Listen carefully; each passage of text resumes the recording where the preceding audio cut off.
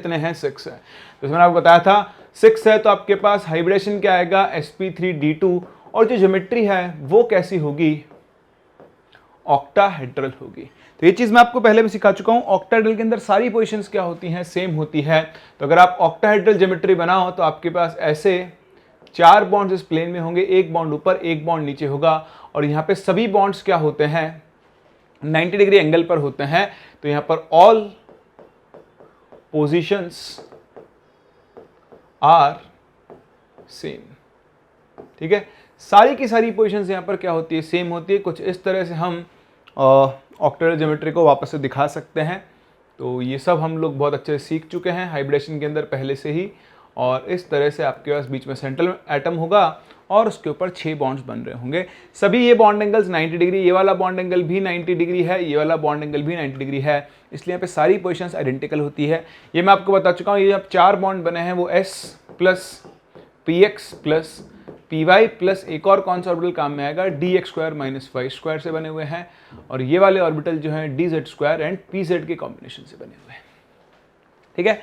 चलिए अब इसमें आप देखें पहला केस, तो यहाँ पे फर्स्ट केस बनेगा आपके पास होंगे 6 के 6 बॉन्ड पेयर हो और एक भी लोन पेयर नहीं हो। एग्जाम्पल जैसे आपके पास हो गया SF6, ठीक है। तो SF6 में आप चाहो तो फॉर्मूला लगा लो। देखो सल्फर गणेशल में 6, फ्लोरीन के में कितना था 7, 7 6 42, 42 प्लस 6 इज 48, 48 डिवाइडेड बाई 8, तो 8 6 48, 0 रिमाइंडर है। तो आपके पास 6 बॉन्ड पेयर है और 0 क्या है लोन पेयर है। तो इस मॉलिक्यूल की जो ज्योमेट्री होगी वो सिंपल आपके पास ऑक्टाहेड्रल ज्योमेट्री होगी।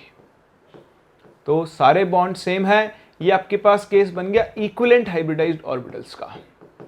सारे बॉन्ड सेम, कोई लोन पेयर नहीं है, all hybridised orbitals are equivalent in nature. और ये इस मॉलिक्यूल की ज्योमेट्री होगी क्योंकि लोन पेयर तो है ही नहीं। तो जो ज्योमेट्री हाइब्रिडेशन से आती है वही इसकी एक्चुअल ज्योमेट्री होगी। चलिए सेकंड केस देखते हैं जहां पे आपके पास 5 बॉन्ड पेयर हो और एक लोन पेयर हो जाए। एग्जाम्पल हो गया आपके पास BrF5, क्या बन गया BrF5। तो देखो 7 5 35, ये भी 7 ही है, तो 7 6 42, तो 42 डिवाइडेड बाई 8 आप कर लो, तो 8 5 40 बचा 2, 2 बाई 2 कितना बन गया 1, तो 5 बॉन्ड पेयर और एक लोन पेयर। नॉर्मल तरीके से देख लो, ब्रोमीन के वैलेंस शेल में 7 इलेक्ट्रॉन होते हैं, 5 फ्लोरीन के साथ 5 इलेक्ट्रॉन शेयर किए होंगे, एक इसके पास क्या बच गया होगा लोन पेयर। तो 5 बॉन्ड पेयर एक लोन पेयर। अब इसकी ज्योमेट्री आनी चाहिए थी ऑक्टाहेड्रल, तो ऑक्टाहेड्रल ज्योमेट्री बनाओ। जैसा मैंने आपको बताया कि सारी पोजीशन सेम है, तो ये फ्लोरीन, ये फ्लोरीन, ये फ्लोरीन, ये फ्लोरीन, एक फ्लोरीन ऊपर और नीचे मैं लोन पेयर को रख देता हूं, ठीक है। अब आप लोन पेयर को शेप में काउंट मत करो। तो अगर आप लोन पेयर को शेप में काउंट नहीं करोगे तो देखो कनेक्ट करो ऐसे, आपको फिर से एक पिरामिड बनता हुआ दिख रहा है।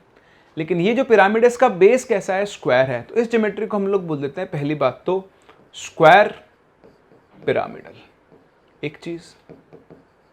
दूसरा देखो बॉन्ड एंगल पे इंपैक्ट देखते हैं। ये जो लोन पेयर है, ये लोन पेयर, ये सभी बॉन्ड पेयर्स के ऊपर क्या लगाएगा रिपल्शन लगाएगा। So due to lone pair bond pair repulsion, the geometry will be somewhat distorted and bond angle will decrease। तो यहां देखो हम बोलने को इसको स्क्वायर पिरामिडल बोल देते हैं, लेकिन जो लोन पेयर है इन चारों बॉन्ड पेयर के ऊपर रिपल्शन लगाएगा। तो होगा क्या, ये जो स्क्वायर वाला बेस है थोड़ा सा ऊपर शिफ्ट हो जाएगा। अगर मैं आपसे पूछूं कि बताओ मुझे FBrF bond angle equal to 90 degree कितने हैं, ठीक है, 90 डिग्री FBrF बॉन्ड एंगल कितने हैं। तो अगर आपसे ये क्वेश्चन पूछ ले तो इसका आंसर आएगा 0। 90 डिग्री बॉन्ड एंगल कितने हैं, 0 है, एक भी नहीं है। आपको लग रहा होगा कि ये भी 90, ये भी 90, नहीं। एक्चुअली क्या होता है, Br मॉलिक्यूल थोड़ा सा नीचे आ जाएगा ऐसे, मतलब प्लेन से थोड़ा सा नीचे चला जाता है लाइक दिस। तो ये फ्लोरीन, ये वाला फ्लोरीन, ये वाला फ्लोरीन और ये वाला फ्लोरीन ऐसे, और ये फ्लोरीन ऊपर। तो यहाँ पे सारे बॉन्ड एंगल चेंज आते हैं एंड नो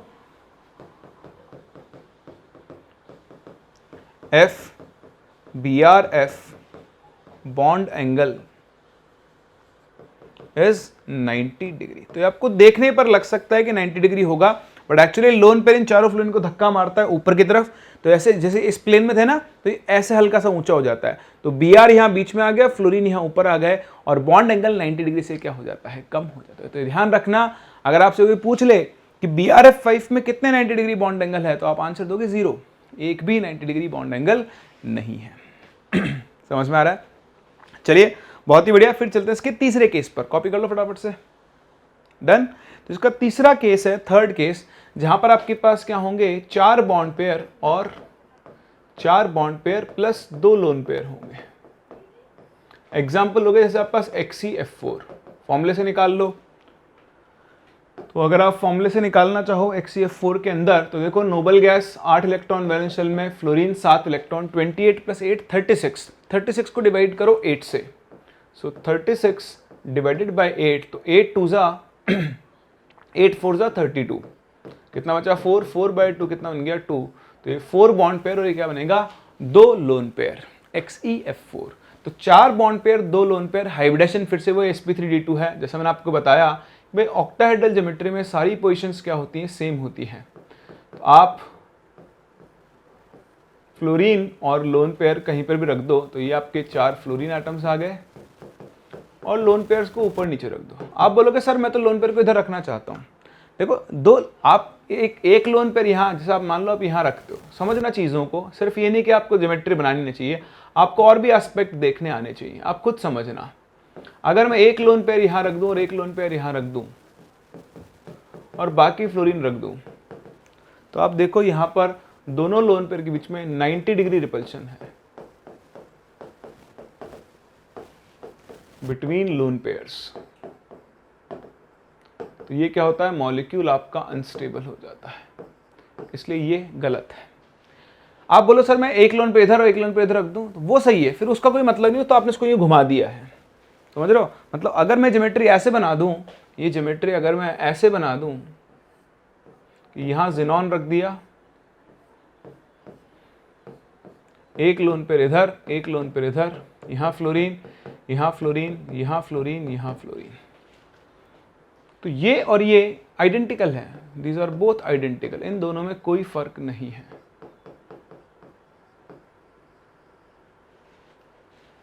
समझ पा रहे हैं इस चीज को? तो इस चीज पे आप जरूर जरूर जरूर ध्यान दें।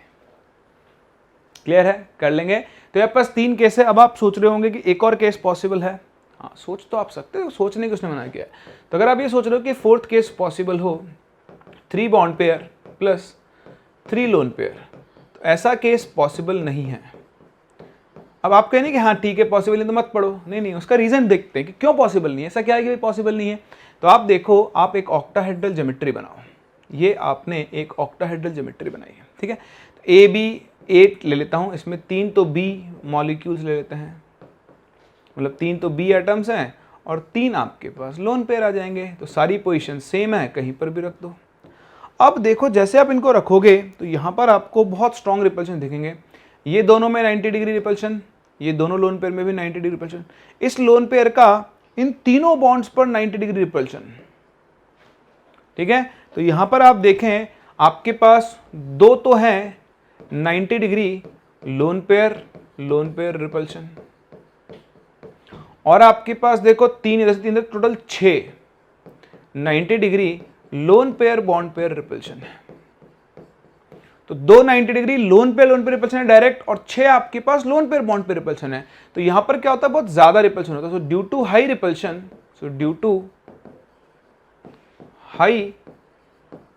repulsion, the molecule becomes unstable and is not possible, ठीक है। तो ये रीजन है, कभी भी आपके पास 2 या 2 से ज्यादा लोन पेयर 90 डिग्री रिपल्शन पर आ रहे हैं, तो फिर उस केस में आपका जो मॉलिक्यूल है वो कैसा हो जाता है, अनस्टेबल हो जाता है। तो 3 लोन पेयर जब 90 डिग्री पे आ जाएंगे, तो आप देखें यहाँ पर लोन पेयर रिपल्शन 90 डिग्री पर होंगे, और फिर ये 90 डिग्री रिपल्शन कहाँ लगा रहे होंगे, बॉन्ड पे भी। 6 नहीं, इवन 9 होंगे, 6 नहीं 8 होंगे, 8 तीन इधर से और ये लोन पेयर इन दोनों पे लगाएगा 90 डिग्री, तो 8 90 डिग्री रिपल्शन होंगे जो इस मॉलिक्यूल को अनस्टेबल बना देते हैं। समझ गए मेरी बात? चलिए, इसके बाद आपके पास अगला केस आता है last, that is sixth case, total hybridised orbitals equal to 7। ठीक है, तो इसमें हाइब्रिडाइजेशन क्या आ गया आपके पास, sp3d3 क्या आ गया है, sp3d3 आ गया है। तो इसमें अभी तो मैं आपको एक केस ही करवा रहा हूं, 7 bond pair plus 0 lone pair. दूसरा केस स्पेशल है, वो अभी बाद में करवाऊंगा। ठीक है, पहले मैं फॉर्म, क्योंकि वो तो याद ही रखना है आपको, वो एक्सेप्शनल केस है। बाकी मैं आपको प्रैक्टिस कर रहा हूँ, ध्यान से देखना। 7 बॉन्ड पेयर और 0 लोन पेयर आपके पास है। एग्जाम्पल हो गया IF7, तो आपको दिख रहा है आयोडीन के वैलेंस शेल में 7 इलेक्ट्रॉन होते हैं, सातों के सातों शेयर कर दिए। तो इसकी जो ज्योमेट्री होगी वो कैसी बन जाएगी, पेंटागनल बाइपिरामिडल। तो यहाँ फ्लोरीन, यहाँ फ्लोरीन, यहाँ फ्लोरीन, ऊपर भी एक फ्लोरीन होगा और नीचे भी एक फ्लोरीन होगा। इस तरह से आपके पास पेंटागनल बाइपिरामिडल ज्योमेट्री बनती है। ठीक है, तो अब देखो मैंने आपको बहुत सारे केसेस करवा दिए हैं। अब समय आ चुका है कि आप इन केसेस की क्या करने वाले हैं, प्रैक्टिस करने वाले हैं। क्या करने वाले हैं, प्रैक्टिस करने वाले हैं। तो ध्यान से देखें, जो मैंने आपको ट्रिक सिखाई आपको उसको यूज करना है। Draw the final shape of following. ठीक है, अब मैंने जो ट्रिक सिखाई उस पर फोकस करें। सबसे पहले आप hybridisation, lone pair bond pair निकाल लें, हाइब्रिडेशन निकाल लें, हाइब्रिडेशन वाली ज्योमेट्री बना लें। उसके बाद आप क्या करोगे, लोन पेयर को मिनिमम रिपल्शन पोजीशन पे रखो और मॉलिक्यूल की ज्योमेट्री बना के चलो।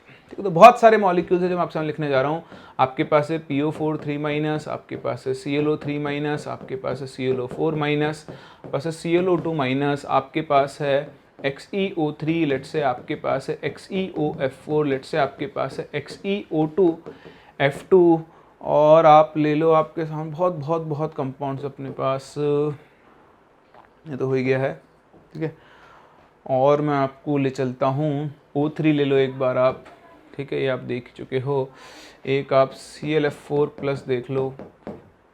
उसके अलावा आप यहाँ पर मैं आपको और एक बार आप SF4 भी ले लो। ठीक है, एक आप SO4 2- ले लो, एक आप NO2- ले लो।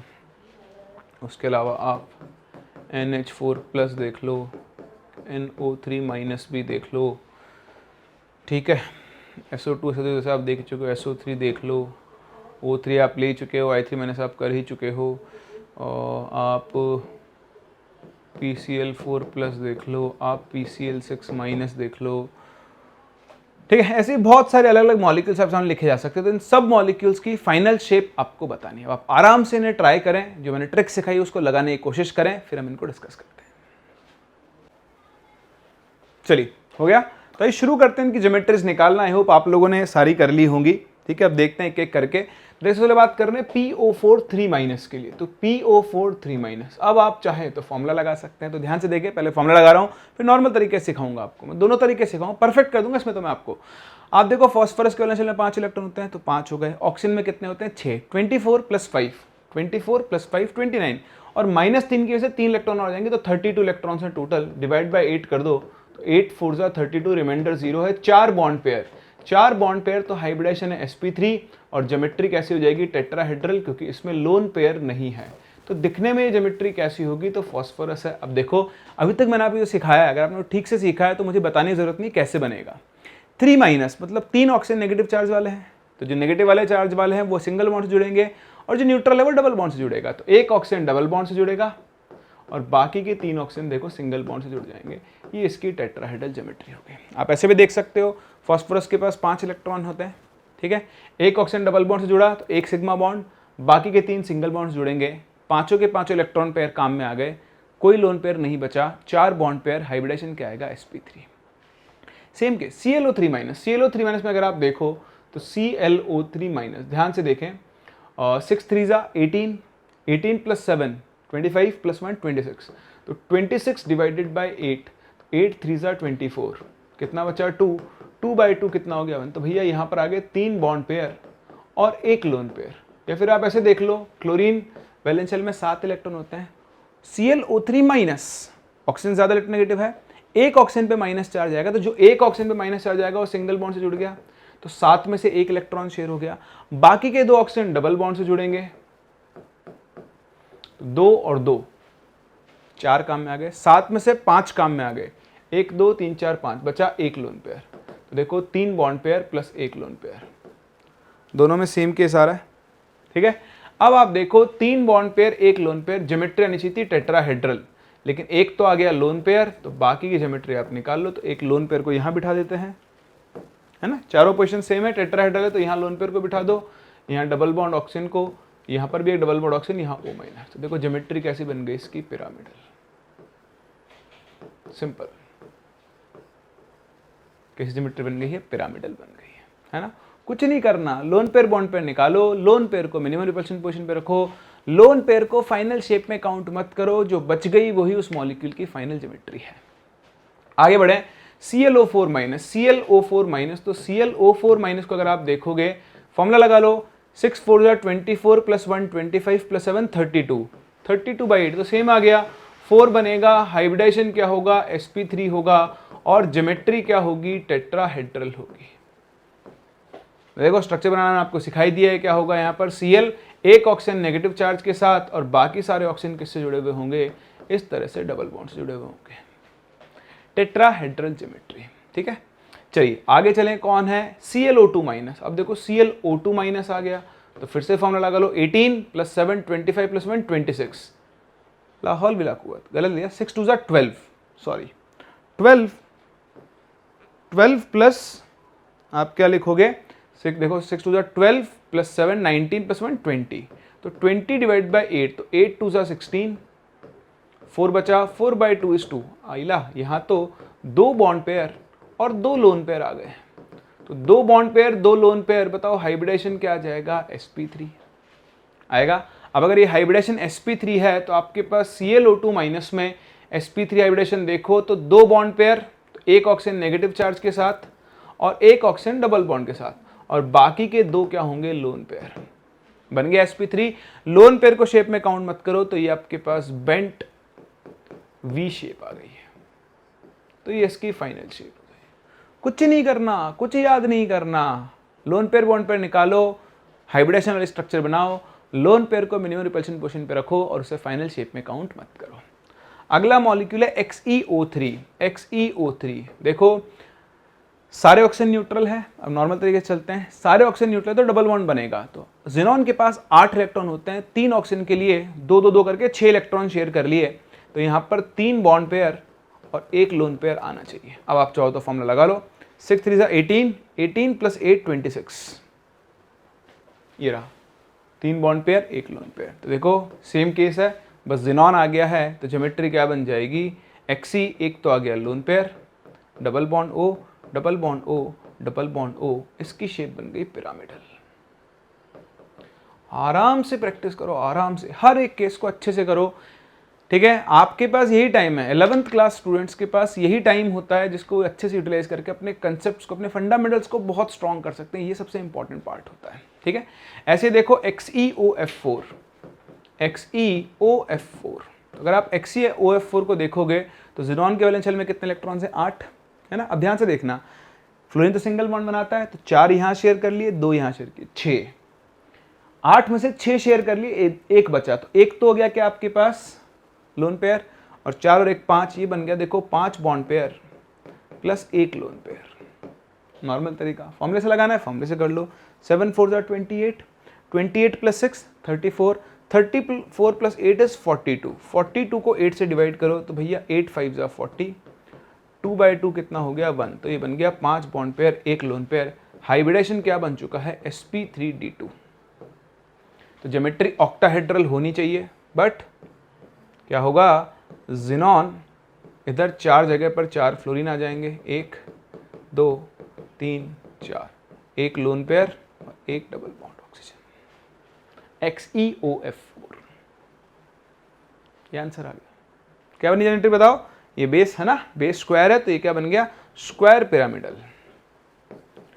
बताओ बॉन्ड एंगल 90 डिग्री होंगे, हाँ नहीं होंगे ना, loan pair bond pair repulsion होगा, तो यहाँ पर एक भी FXE, अगर आपसे कोई पूछे XeF इक्वल टू 90 डिग्री, तो यहाँ पर आपका आंसर होगा 0।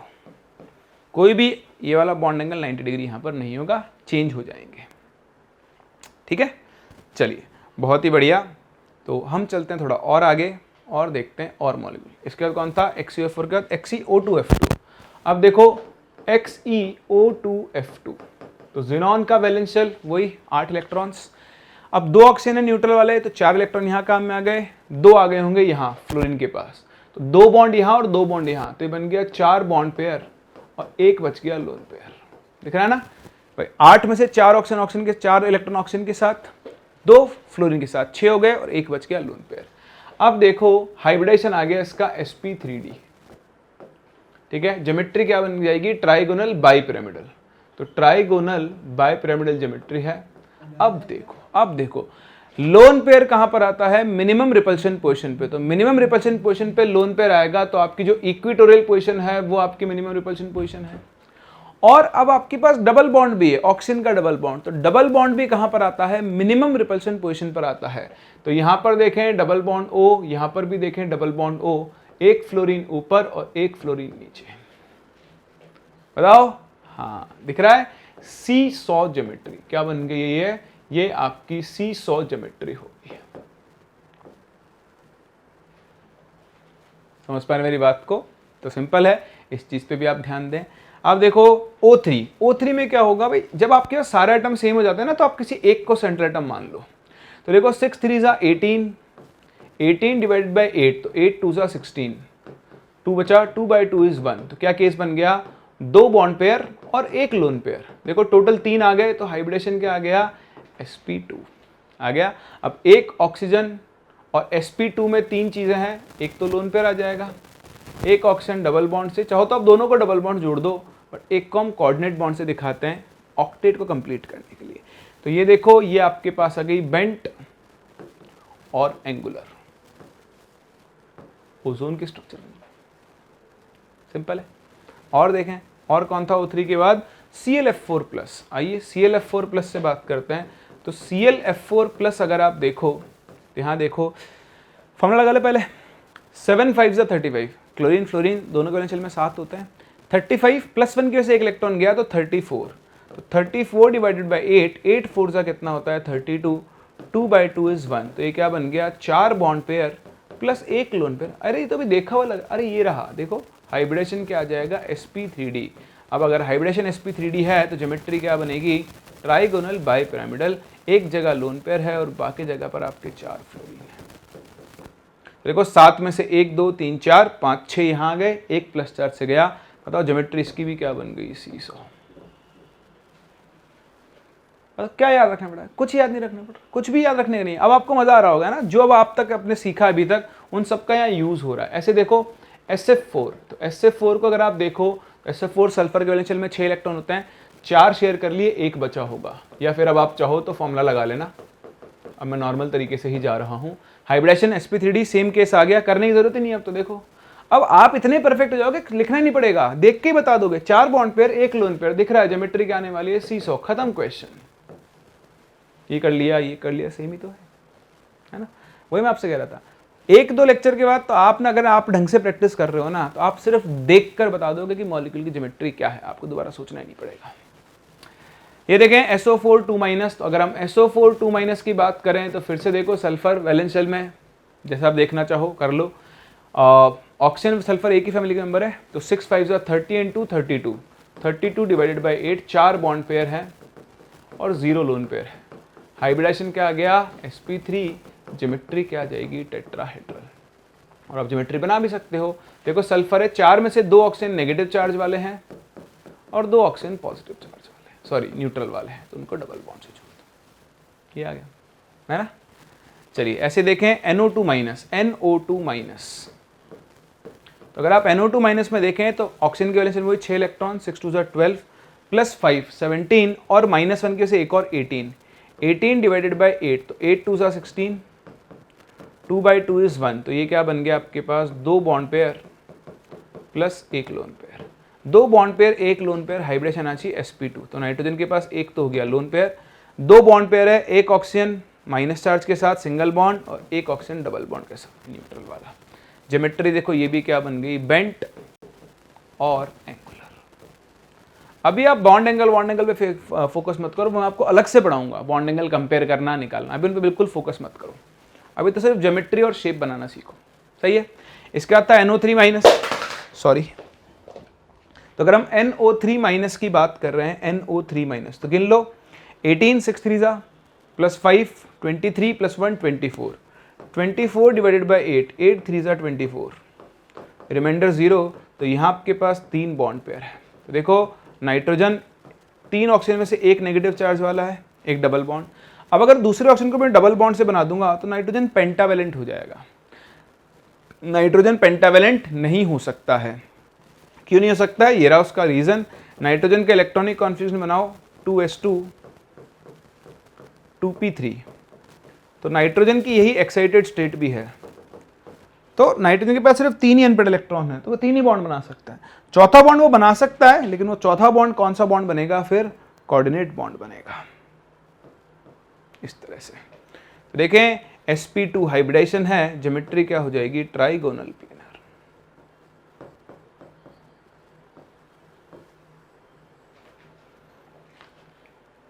समझ पा रहे हैं। ये मैं आपको पहले भी सिखा चुका था, मैंने कोवेलेंसी पढ़ाई थी फंडामेंटल्स के अंदर। नाइट्रोजन यहाँ पर पेंटावेलेंट क्यों नहीं हो सकता, क्योंकि नाइट्रोजन के पास 5 अनपेड इलेक्ट्रॉन्स प्रेजेंट नहीं है। ठीक है, चलिए और भी है कुछ और है, देखें NH4 प्लस रह गया तो यहीं देख लो, NH4 प्लस 4 बॉन्ड पेयर आएंगे इसमें, इसकी ज्योमेट्री आएगी टेट्राहेड्रल। अब आप खुद कर सकते हो। SO3 इसमें 3 बॉन्ड पेयर आएंगे, 0 lone pair, S double bond O double bond O double bond O, ये बनेगा ट्राइगोनल प्लेनर। PCl4 प्लस और PCl6 माइनस और मैं आपको करवा देता हूं। तो अगर आप PCl4 प्लस को देखो, नॉर्मल देख लो, फॉस्फोरस के वैलेंस में 5 इलेक्ट्रॉन होते हैं, 5 में से 4 यहाँ शेयर की, एक बचा प्लस चार्ज की वजह से वो भी गया, तो यहाँ पर सिर्फ आपके पास 4 बॉन्ड पेयर हैं। हाइब्रिडाइजेशन sp3, ज्योमेट्री क्या आ जाएगी, टेट्रा। ठीक है, ऐसे देखो PCl6 माइनस, तो PCl6 माइनस है, फॉस्फोरस के वैलेंस में 5 इलेक्ट्रॉन होते हैं, माइनस चार्ज के से एक और आ गया, 6 हो गए। देखो 6 के 6 बॉन्ड बना रहे हैं, 6 bond pair plus 0 lone pair, ये फॉर्मूला से निकाल लो। 7 6 42, 42 plus 5 47 plus 1 48, 48 divided by 8 is 6, remainder 0। बताओ ज्योमेट्री, हाँ हाइब्रिडाइजेशन क्या आ गया, sp3d2, और ज्योमेट्री क्या आ गई है, ऑक्टाहेड्रल। तो कुछ नहीं सोचना है, कुछ नहीं। अच्छा एक चीज बता दूं, अभी तक आपने जो भी फॉर्मूले सीखे हैं, जो भी ट्रिक लगाई है, वो सभी के सभी सिंगल सेंट्रल एटम पर, जिनमें एक सेंट्रल एटम होता है। देखो अभी तक आपके पास सभी के केस में एक सेंट्रल एटम है। ठीक है, तो ये जो भी आप ट्रिक सीख रहे हो लिख देना है यहीं पे, दिस ट्रिक और method is applicable on species or molecules with single central atom। तो जिन मॉलिक्यूल के पास सिंगल सेंट्रल एटम होता है, सिर्फ और सिर्फ उन्हीं पर आप चलाएं। जिसमें एक से ज्यादा हुआ है, जैसे मान लो ये हो गया P2O5, तो फिर उस पर आप इस ट्रिक को अप्लाई नहीं करेंगे। समझ गए। चलिए अब देखो, मैंने आपको एक केस करवाया sp3d3 वाला, तो उससे पहले हमने क्वेश्चंस किए हैं। ठीक है, अब आपको मैं करवाता हूं केस वापस से। मेरे पास टोटल हाइब्रिडाइज्ड ऑर्बिटल्स होते हैं 7। So total hybridised orbitals is equal to 7। Hybridisation होता है sp3d3 और ज्योमेट्री कैसी होती है आपके पास, पेंटागोनल बाई पिरामिडल। क्या होती है, पेंटागोनल बाई पिरामिडल। एक सेकेंड दें, चलिए सॉरी डिस्टर्बेंस आ गया। ठीक है, तो बेसिकली आपके पास पेंटागोनल बाई पिरामिडल ज्योमेट्री होती है। और पेंटागोनल बाई पिरामिडल में अगर आप बात करेंगे तो देखें, अब यहां पर अगर आप बॉन्ड एंगल्स देखें तो ये वाले बॉन्ड एंगल 72 डिग्री होते हैं और ये वाले 90 डिग्री होते हैं। ठीक है, तो ये 90 डिग्री है, ये इंटरनल जो है 72 डिग्री है। तो यहां पर जो एक्सियल पोजीशंस होती हैं, axial positions are minimum minimum repulsion positions. तो जो एक्सियल पोजीशंस है वो क्या होती है, आपकी मिनिमम रिपल्शन पोजीशन होती है। समझ पा रहे हैं इस चीज को?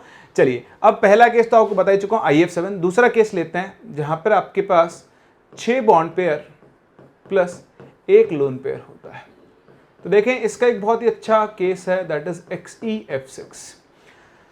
जिनॉन हेक्साफ्लोराइड बहुत इंपॉर्टेंट है, डायरेक्ट पूछ सकता है, याद रखनी इसकी ज्योमेट्री क्योंकि डिफरेंट है, नॉर्मल तरीके से निकालोगे उससे आंसर आपको नहीं मिलेगा।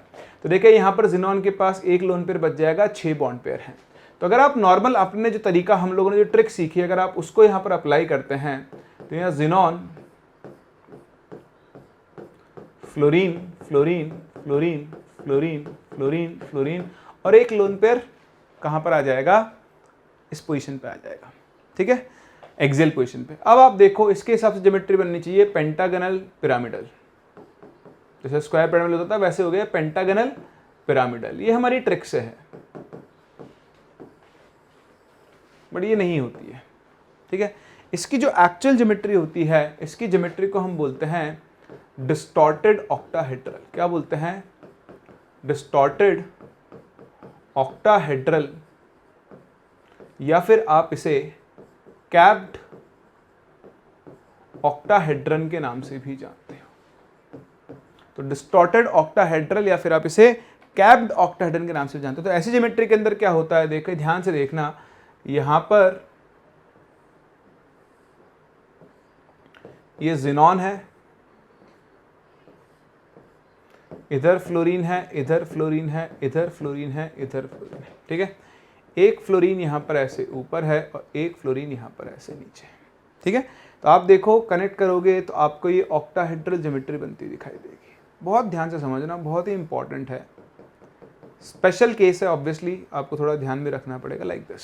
तो ये आपकी ऑक्टाहेड्रल ज्योमेट्री बन गई। अब यहाँ पर जो लोन पेयर होता है, वो एक लोन पेयर जो है ना, वो इस ऑक्टाहेड्रन के एक इस फेस पर प्रेजेंट होता है, और ना सिर्फ ये इस फेस पर, ये जो इलेक्ट्रॉन पेयर है ऑक्टाहेड्रन के हर फेस पर घूमता रहता है। उसको हम बोलते हैं डीलोकलाइजेशन, चारों तरफ घूम रहा है, कभी इस फेस पर, कभी फ्रंट वाले फेस पर, कभी साइड वाले फेस पर, कभी पीछे वाले फेस पर, फिर ऐसे ही नीचे वाले फेस पर, इधर वाले पर, पीछे वाले पर, इधर वाले पर। इस तरह से ये जो लोन पेयर है, this lone pair is delocalized over all the 8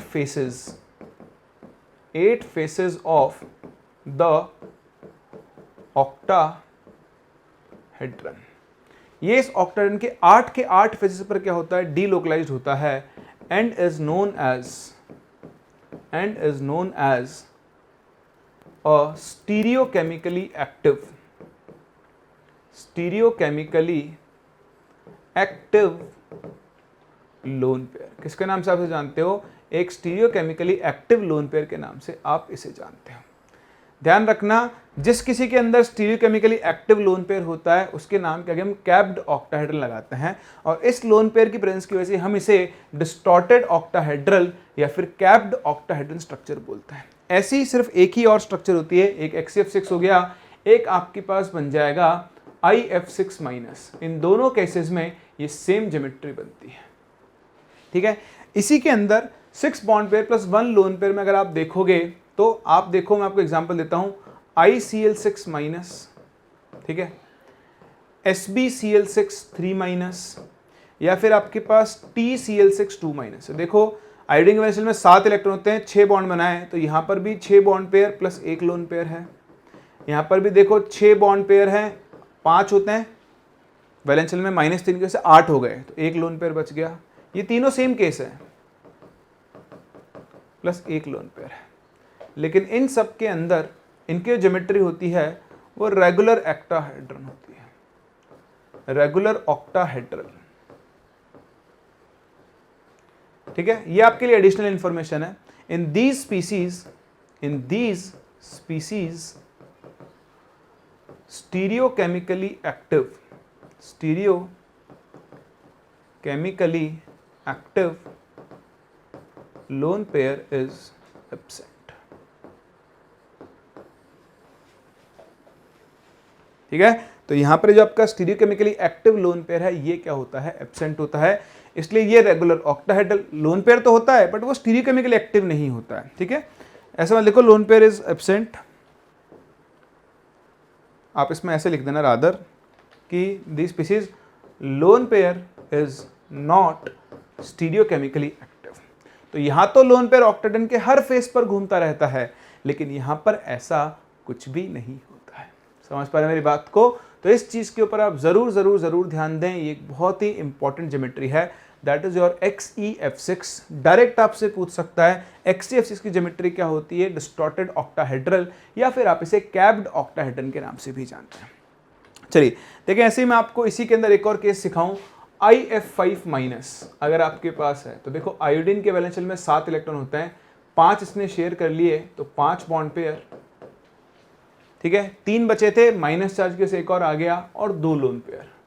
तो यहां देखो हाइब्रिडाइजेशन है आपका sp3d3, ज्योमेट्री वही पेंटागनल बाइपिरामिडल होनी चाहिए थी, ठीक है। अब यहां आपकी ट्रिक काम करेगी, बस एक XeF6 की ज्योमेट्री अलग होती है।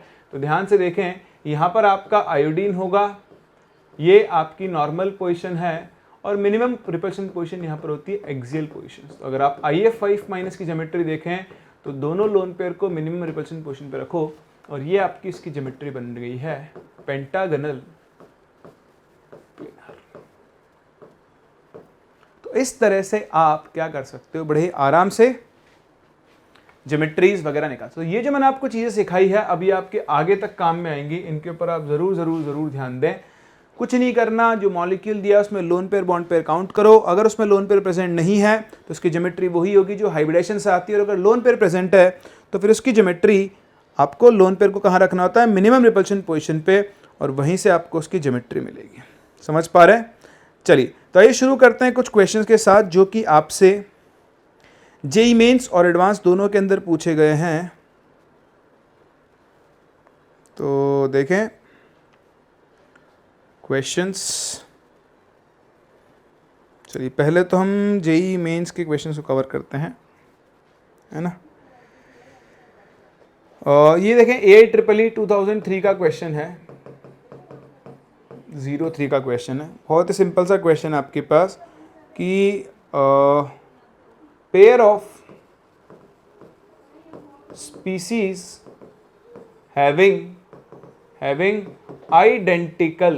having identical शेप, ठीक है। पहला ऑप्शन है आपके पास, पहला ऑप्शन है XeF2 एंड CO2, दूसरा ऑप्शन है आपके पास BF3 एंड PCl3, तीसरा ऑप्शन है आपके पास PF5 एंड IF5, और चौथा ऑप्शन है आपके पास CF4 and SF4। Identical shape किस किस में है, तो आइडेंटिकल शेप आप देखोगे XeF2 CO2। अब आप देखो CO2 तो आपको पता है लीनियर है, C double bond O C double bond O, sp hybridisation है, कोई लोन पेयर नहीं है इसके पास, कार्बन के 4 इलेक्ट्रॉन पेयर काम में आ चुके हैं। XeF2 देखो तो XeF2 में XeF और उसके पास 6 होते हैं ना, तो 2 काम में 8 होते हैं, तो 3 लोन पेयर बच गए। देखो 3 bond pair, 2 bond pair plus 3 lone pair, sp3d hybridisation. Geometry क्या आनी चाहिए, ट्राइगोनल बाइपिरामिडल। तीनों लोन पेयर इस पोजीशन पे आएंगे, एक फ्लोरीन ऊपर एक फ्लोरीन नीचे, तो देखो यहाँ पर ज्योमेट्री कैसी बनेगी, लीनियर। तो इन दोनों की जो शेप है वो सेम है, लीनियर है, वो आप चेक कर लेना। ये sp2 हाइब्रिडेशन ये बनेगा ट्राइगोनल प्लेनर, और ये sp3 hybridisation with 1 lone pair ये बनेगा पिरामिडल। कैसा बनेगा, पिरामिडल। ऐसे ही देखें PF5 ये बनेगा sp3d ट्राइगोनल बाइपिरामिडल। यहाँ देखें IF5 में 1 लोन पेयर बचेगा, तो ये बनेगा 5 bond pair plus 1 lone pair. Hybridisation क्या होगा, sp3d2, ज्योमेट्री क्या बनेगी इसकी, स्क्वायर पिरामिडल। CF4 बनेगा sp3 टेट्राहेड्रल, और SF4 में 1 लोन पेयर बचेगा, ये बनेगा आपके पास सीसॉ। तो कुछ नहीं है, ऐसे ही बहुत क्वेश्चंस मिलेंगे आपको, चाहे मेंस हो चाहे एडवांस्ड हो। चलो थोड़े कोई नए क्वेश्चन करवाते हैं आपको जो अभी रिसेंट ईयर्स में ही पूछे गए हों।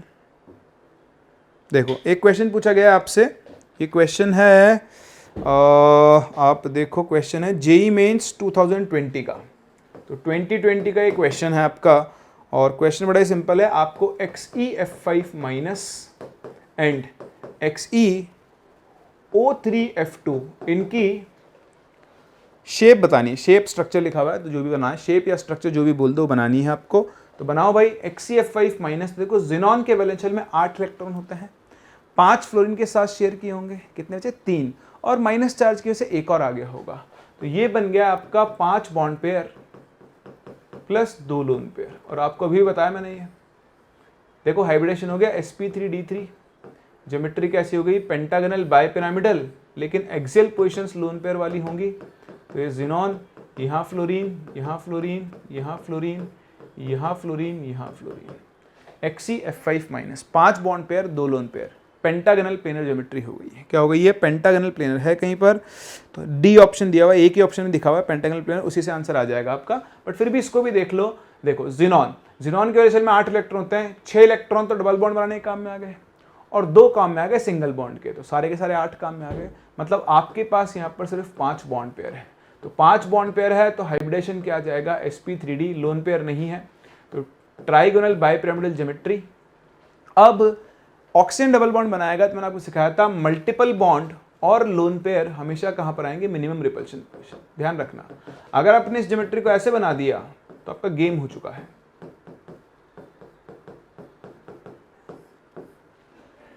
समझ पा रहे हैं? ऐसा यहां पर कुछ भी नहीं होगा। तो ऐसे ही बहुत क्वेश्चंस हैं, बहुत क्वेश्चंस आपको मिलेंगे भी। और 1-2 क्वेश्चन मैं आपको एडवांस के भी करवाता हूं, थोड़े ढूंढने पड़ेंगे बस हमें। देखो एक क्वेश्चन पूछा गया आपसे, जेई एडवांस 2017 का क्वेश्चन है। क्वेश्चन बहुत सिंपल है कि the sum of lone pair on each central atom in following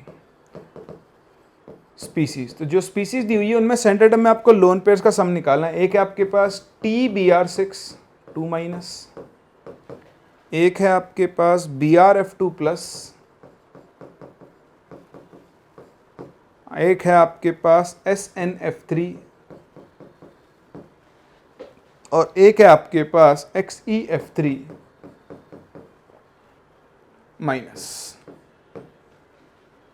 ठीक है, चलिए अब आप देखें आपको इनमें क्या निकालना है। सेंट्रल एटम के पास क्या कैलकुलेट करना है? लोन पेयर्स कैलकुलेट करने। तो देखो आप ट्राई करोगे, चलो आप ट्राई करो एक बार। आ गया? तो इसका करेक्ट आंसर आपको दिया हुआ है 6। कितना दिया हुआ है? 6।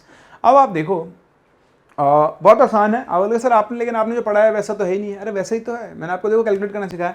आप चाहो तो 8 वाला फॉर्मूला लगा सकते हो। ध्यान से देखो, TBr6 2-, तो 6 7 42, 42 × 2 इज 44, 44 + 6 50, तो 50 डिवाइडेड बाई 8, तो 8 6 48, 2 बचेगा, 2/2, एक लोन पेयर तो इसके पास है। BrF2+, तो 7 3 21 में से एक गया 20, 20 डिवाइड बाई 8, तो 8 2 16, बचा 4, 4/2 इज 2, 2 लोन पेयर यहाँ पर हैं, 1 और 2 3। यहाँ पर देखो सेंट्रल एटम सल्फर होगा, मैंने आपको सिखाया था जो लेस इलेक्ट्रोनेगेटिव होता है वो सेंट्रल एटम होता है। तो अब सल्फर को हम सेंट्रल एटम यहाँ पे लें, तो आप ध्यान से देखें, या आप नाइट्रोजन को बना सकते हो जैसे आपकी इच्छा हो। वैसे सल्फर को बनाना चाहिए, ठीक है, पर आप चाहो तो नाइट्रोजन को भी यहाँ पे बना सकते हो। तो गिन लो आप, तो 7 3 21, 21 + 5 26, 26 + 6 32, 32 डिवाइडेड बाई 8, तो 8 4 32, 0 लोन पेयर। ये देखें 7 3 21 and 1 24, 24 प्लस 7 3 21 + 1 22, 22 + 8 30, 30 डिवाइड बाई 8, तो 8 3 24, 6 6/2 इज 3, तो 3 लोन पेयर यहाँ 0, यहाँ 2, यहाँ 1, कितना आ गया? टोटल 6 आ गया। खत्म क्वेश्चन। फॉर्मूले से कर लो, बिना फॉर्मूले करना है, दिमाग लगाए करना है, वैसे कर लो भाई। टेल्यूरियम जो है, टेल्यूरियम कलर चेंज कर लेता हूँ बस मैं। ये जो आपका टेल्यूरियम है ऑक्सीजन फैमिली का मेंबर है। वैलेंस शेल में 6 इलेक्ट्रॉन होते हैं, तो 6 के 6 शेयर कर लिए, बट -2 चार्ज की वजह से 2 इलेक्ट्रॉन एक्स्ट्रा आ जाएंगे, तो 1 लोन पेयर इसके पास हो गया। ब्रोमीन के वैलेंस शेल में 7 इलेक्ट्रॉन होते हैं, 2 यहाँ शेयर किए, 5 बचे, एक यहाँ से गया, 4 बचे, मतलब 2 लोन पेयर बचा है। ये देखें, सल्फर को अगर आप सेंट्रल एटम मान लो तो सल्फर के वैलेंस शेल में 6 इलेक्ट्रॉन होते हैं, तो 3 फ्लोरीन के साथ 3 इलेक्ट्रॉन शेयर कर लिए, और नाइट्रोजन ने यहाँ 3 इलेक्ट्रॉन शेयर किए होंगे। तो मैंने यहाँ सेंट्रल एटम सल्फर को माना है, तो मुझे सेंट्रल एटम में वो पूछ रहा है, सराउंडिंग में नहीं पूछ रहा है। तो देखो इसके पास 0 इलेक्ट्रॉन बचे हैं।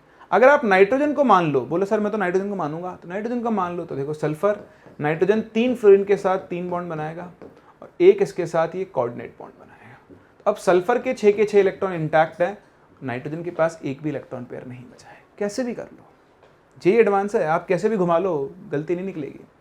XeF3 माइनस, तो जिनॉन के वैलेंस शेल में 8 इलेक्ट्रॉन होते हैं, 3 यहाँ शेयर किए, कितने बचे? 5। -1 की वजह से एक एक्स्ट्रा इलेक्ट्रॉन आ गया, तो 3 लोन पेयर इसके पास। करेक्ट आंसर क्या होगा? 6 होगा। तो इस तरह से आपके पास बहुत सारे क्वेश्चंस हैं जिनमें आप शेप, ज्योमेट्री सब कर सकते हैं। अब मैं आपको दे रहा हूँ होमवर्क। मैंने आपको पहले भी होमवर्क दिया था चीज़ें पढ़ाने के बाद, अब मैं आपको दोबारा होमवर्क दे रहा हूँ। तो आपका जो होमवर्क है, अब जो आपको प्रैक्टिस करना है एक्सरसाइज 1 में, अब आप शुरू कर सकते हो। और आई थिंक मैं आपको पहले भी होमवर्क दे चुका हूँ। अब आप 50 से लेकर 50, इसमें वो वाले छोड़ देना जिनमें सॉलिड स्टेट में हाइब्रिडेशन पूछा है, वो मैं आपको नेक्स्ट क्लास सिखाऊंगा, ठीक है। तो 50 से लेकर आप